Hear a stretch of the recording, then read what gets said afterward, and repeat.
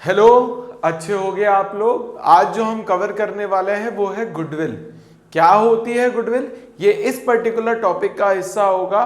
कितनी तरीके के मेथड होते हैं गुडविल कैलकुलेट करने के, हम ये पर्टिकुलर चीजें 3 वीडियो में डिवाइड करने वाले हैं। हर एक वीडियो में हम आपके लिए लेके आएंगे एक पर्टिकुलर मेथड जो आपको 4 नंबर पक्के करवाएगा, क्योंकि गुडविल का एक इंडिविजुअल क्वेश्चन आता ही आता है, प्लस एक ऑब्जेक्टिव आएगा ही आएगा, प्लस 6 नंबर के क्वेश्चंस, चाहे वो रिटायरमेंट के हो, एडमिशन के हो, डेथ के हो, आएंगे ही। बिना गुडविल के कोई भी एडमिशन रिटायरमेंट का क्वेश्चन कंप्लीट नहीं हो सकता है।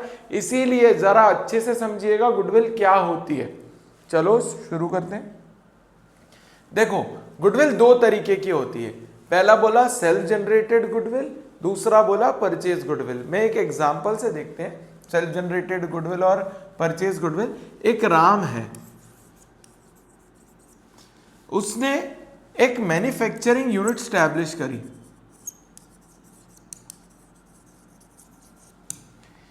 काम करा 1 साल, 2 साल, 3 साल, 4 साल, 5 साल। पहले साल उसको प्रॉफिट हुआ ₹1,00,000 का, दूसरे साल हुआ ₹3,00,000 का, तीसरे साल हुआ ₹5,00,000 का, चौथे साल हुआ ₹10,00,000 का, ₹50,00,000 का। अब मैं ये एग्जाम्पल से आपको बताना क्या चाह रहा हूं। देखो, सेल्फ जनरेटेड गुडविल का मतलब होता है ऐसी गुडविल जो सामने वाले ने पर्टिकुलर सालों में मेहनत करके कमाई होती है। आज ये पर्टिकुलर राम ने मैन्युफैक्चरिंग का बिजनेस शुरू करा है, 5 साल हो गए हैं उसको, दिख रहा है उसका प्रॉफिट बढ़ता जा रहा है। मतलब अल्टीमेटली उसका क्या है, मार्केट में रेप्यूटेशन, स्टेटस, उसके नाम की वैल्यू क्रिएट हो रही है, ट्रस्ट क्रिएट हो रहा है। उस गुडविल को बोला जाता है सेल्फ जनरेटेड गुडविल। ठीक है, फिर यही राम का बिजनेस जब 5 साल चल दिया, वहां आया मोहन। मोहन ने क्या बोला कि I am interested in your business, I would like to purchase your business. Mohan ने क्या करा, मोहन ने राम के रनिंग बिजनेस को खरीदा। मान लो कितने में खरीदा, 1 CR में खरीदा।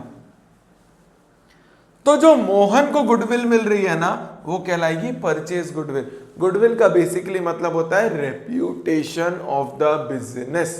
क्या बोला मैंने, reputation of the business, name created by the business, जिसके नाम से वो बिजनेस चलता है। अब ये रनिंग बिजनेस को जब मोहन खरीद रहा है राम के, उसको बोलेंगे परचेज गुडविल। तो 2 तरीके के गुडविल हो गई, ऑब्जेक्टिव में आता है सेल्फ जनरेटेड और purchase goodwill. Self generated goodwill का मतलब होता है वो गुडविल जिसको आपने in terms of particular year आपकी रेप्यूटेशन बिल्ड करके कमाया है। और एक होती है परचेज गुडविल, जब आप रनिंग बिजनेस को टेक ओवर करते हो और वो गुडविल आपकी हो जाती है, उसको बोलते हैं परचेज गुडविल। चलो आगे देखते हैं। देखो, अगला मैंने बताया है गुडविल के मेथड्स। गुडविल के कितने मेथड होते हैं, 3 मेथड होते हैं, average profit, super profit, capitalization of super profit, capitalization of average profit. आज जो हम टॉपिक कवर करने वाले हैं वो है एवरेज प्रॉफिट। एक छोटा सा आपको गो थ्रू देता हूं इस चीज का। एवरेज प्रॉफिट क्या होता है, एक पर्टिकुलर बिजनेस है, वो बिजनेस प्रॉफिट कमाता है पर्टिकुलर सालों तक। अब वो जितने साल प्रॉफिट कमा रहे हैं ना, उन प्रॉफिट के बेसिस पे ही उसकी गुडविल कैलकुलेट होगी। वो किस मेथड में बताया गया है, एवरेज प्रॉफिट मेथड। चलो एवरेज प्रॉफिट मेथड की तरफ चलते हैं। देखो क्या बोल रहा है average profit method. Average profit method बोल रहा है total profit divided by number of years. इससे क्या आएगा, एवरेज प्रॉफिट आएगा। गुडविल ऑफ द फर्म, मतलब एवरेज प्रॉफिट निकालने के बाद गुडविल ऑफ द फर्म होती है average profit into number of year purchase. मतलब आप कितने साल की गुडविल परचेज करना चाह रहे हो एवरेज प्रॉफिट के बेसिस पे। क्लियर होगा। एक एग्जांपल देखते हैं। ठीक है, राम है,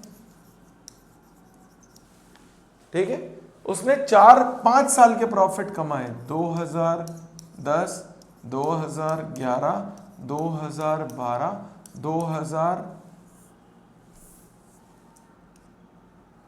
2013, 2014। बोला राम ने 5 साल के प्रॉफिट के बेसिस पे, इसके बाद गुडविल का कैलकुलेशन हो रहा है। बोला 25,000, 75,000, 1,25,000,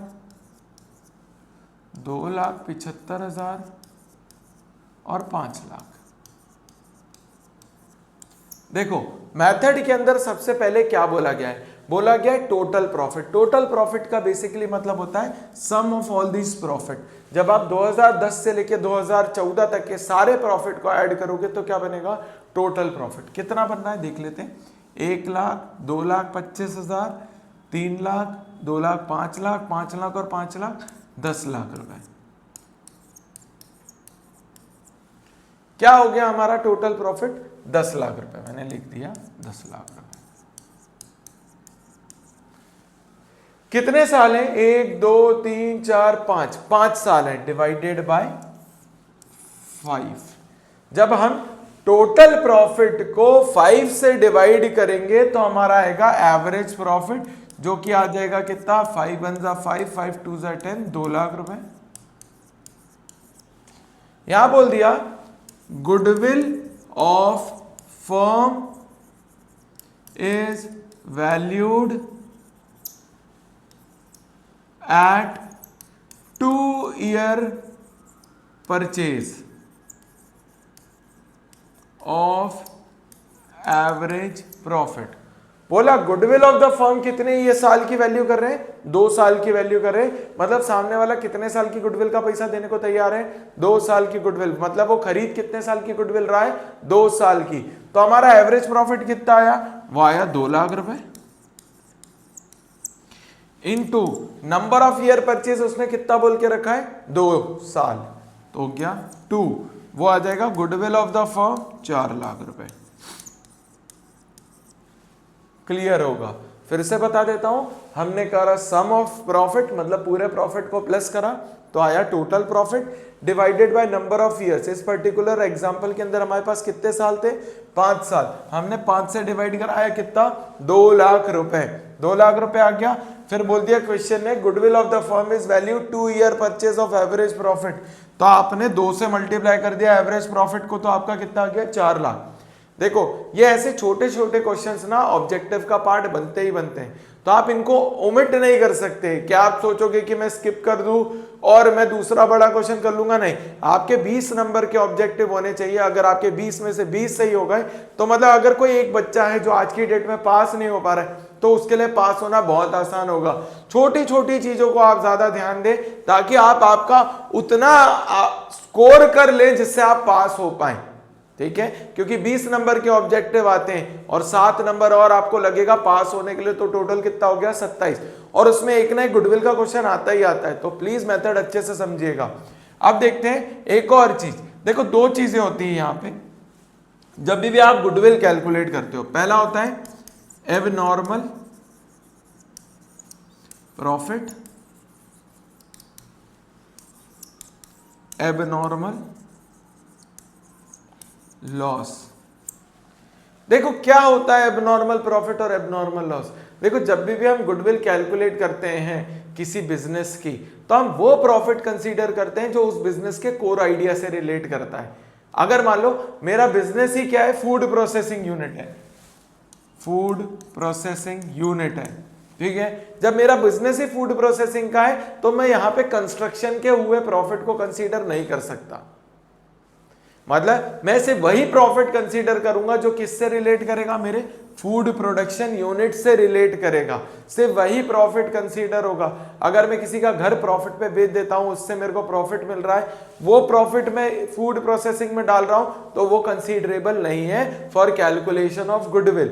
याद रखना, अगर आपको कोई भी एबनॉर्मल प्रॉफिट हो रहा है apart from your core idea of the business, आपके बिजनेस के कोर आइडिया के अलावा आपको कोई प्रॉफिट हो रहा है और आप उसको बिजनेस में कंसीडर कर रहे थे, ठीक है, आप बिजनेस में कंसीडर कर रहे थे, तो उसको कंसीडर नहीं करना है। ऐसे प्रॉफिट को आपको क्या करना है, आपके उस पर्टिकुलर ईयर के प्रॉफिट में से माइनस करना है, ठीक है। फिर एबनॉर्मल लॉस क्या हो गया, भाई आपके गोडाउन में आग लग गई, चोरी हो गई। क्या आपका रेगुलर काम है आग लगाने का फूड प्रोसेसिंग यूनिट के अंदर? नहीं। चोरी करवाना रेगुलर काम है क्या? नहीं। ऐसे लॉसेस को आप यहां कंसीडर करोगे, अपने प्रॉफिट को कम दिखाओगे तो वो भी फेवरेबल नहीं माना जाता है। तो ऐसे एबनॉर्मल लॉसेस को आपको क्या करना है? प्लस करना है। ठीक है, एक एग्जांपल और देख लेते हैं। देखो 5 साल के फिर से प्रॉफिट ले लेते हैं, वही वाले 2010, 2011, 2012, 2013, 2014। क्या क्या थे? 25,000, 75,000, फिर 1,25,000, 2,75,000 और 5 लाख। ये ऐसे आपको प्रॉफिट भी दिए होंगे। अब बोल दिया होगा कि इन ईयर, ठीक है, 31 March 2012 there was an abnormal loss. बोल दिया एबनॉर्मल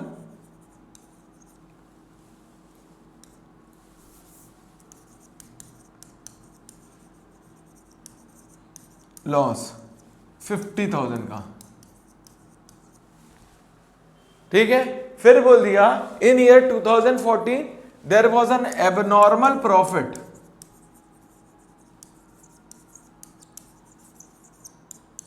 ऑफ 1 लाख। तो उस केस में क्या करेंगे? मतलब आपको एबनॉर्मल लॉस भी मिल गया और एबनॉर्मल प्रॉफिट भी मिल गया। तो देखो सिंपल है, हम करेंगे फिर से। अब छोटा सा कैलकुलेशन अलग से बता रहा हूं। 25,000 2010 का प्रॉफिट, 75,000 2011 का प्रॉफिट। जब हम बात करेंगे 2000 किसकी? 12 के प्रॉफिट की, कितना देके रखा है? 1,25,000 सॉरी, उसमें से ये एबनॉर्मल लॉस 50,000 का क्या हो चुका होगा? डिडक्ट हो चुका होगा, जो कि उसके सही तरीका नहीं है, क्योंकि ये बिजनेस नहीं है हमारा। तो हमें हमारे प्रॉफिट को क्या करना पड़ेगा? बढ़ाना पड़ेगा। मतलब हम क्या करेंगे?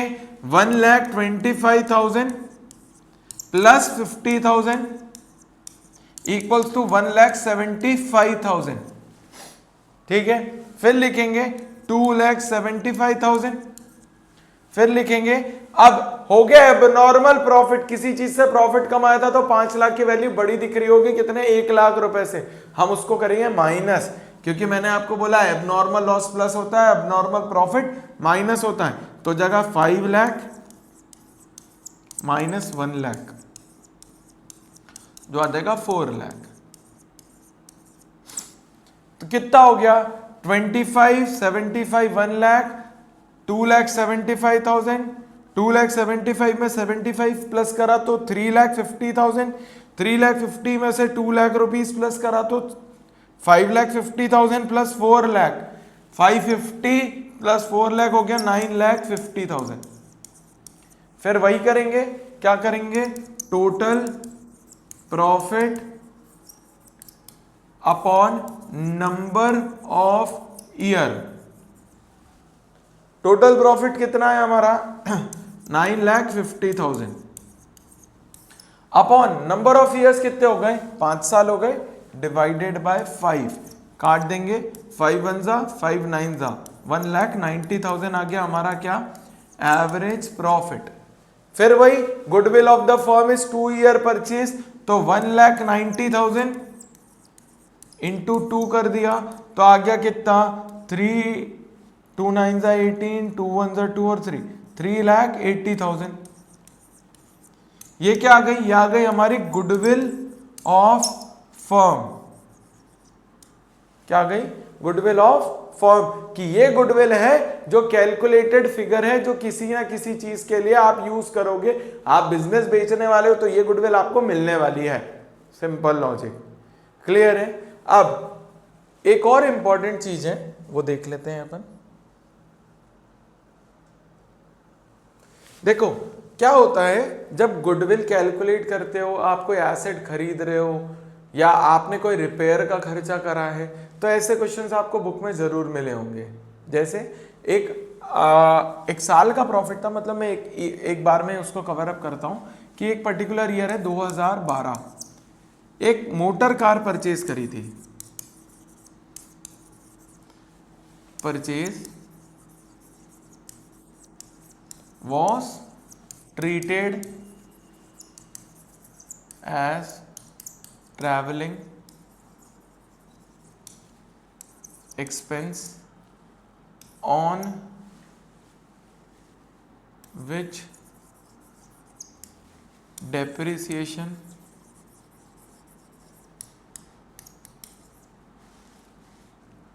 was to be charged